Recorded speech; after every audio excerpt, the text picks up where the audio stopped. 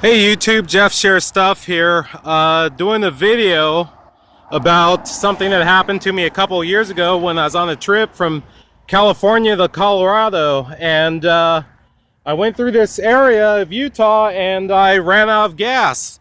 What happened is I got a false reading on my gas gauge, and next thing I knew, I ran out of gas, and the area that I ran out of gas in is between Salina, Utah and Green River, Utah. And the thing is in that area, there's about a 100-mile gap between gas stations. And there's a sign that says, no gas stations for over 100 miles, no bull, and it has a big bull sitting up on the sign. And so anyways, I got that false reading. I ran out of gas, and in that area, it's covered by mountains and hills, and there's no cell phone service. So it was raining, it was cold that night, and there I am by the side of the road, and I'm just trying to flag down help, and I'm in the freezing cold, rain's coming down, I'm soaked. All I have with me is this flashing light. I don't know if you can see it, but anyhow, it flashes red. So I'm standing out there on the side of the road, and it's a narrow 2-lane highway, and I'm just hoping that somebody will stop, because I'm almost 50 miles out from the nearest gas station. So finally, this guy and his 2 teenage sons, they stop in a Ford F-350 with a trailer on it, and basically I just tell him, hey, can you take me to the nearest gas station? You know, I'll pay you. And so anyways, he agrees. I get into his truck, and he lets me know right off the bat, hey, I have my 2 teenage sons with me. He says, you try anything, I've got a gun trained on you, and I'll blow your effing head off. That's exactly what he said. So anyways, he asked me a few questions. You know, who am I traveling with? I said, just my dog. I identify myself. I let him know my occupation. As soon as I let him know my occupation, then he was more calm and cool with the situation.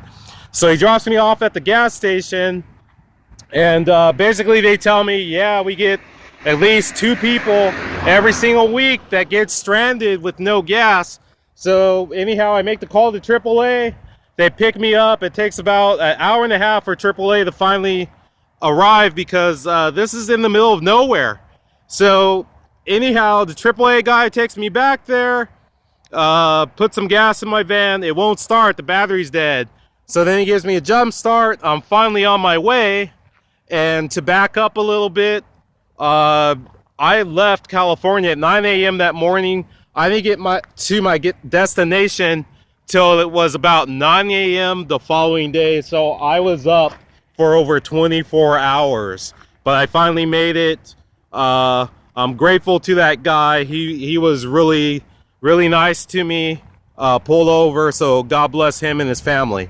So I want to show you the precaution I've taken since then. Okay, so now I'm up here on the top of my van here, and as you can see, this is a gas container that I have up here. It's heavily strapped in. It's not going anywhere. Okay, I've had this configuration for a little bit over a year now. It's not going anywhere. It's called a Rotopax.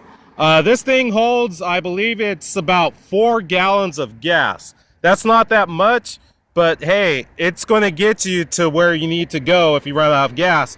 And the way that it sits in here is just perfect. I didn't want to go with a big steel hitch on the back of my van. That actually would have cost almost $1,000, because I researched them on different sites. It would have taken welding onto my van, all that kind of stuff. But the luggage rack area is perfect, and this is going nowhere. Okay, I was concerned about that, but you can see this is going nowhere. It doesn't slide around or anything, and you can see how narrow this this gas container is. It fits perfectly into the luggage rack. Okay, and these are just some ratcheting straps. I mean, they're perfect. I believe that they're rated at 1,000 pounds to hold cargo in place, and they're just excellent. So yeah, this is the Rotopax. It fits in there perfectly. Let me go back down on the ground so you can see. You can't even see that's up here.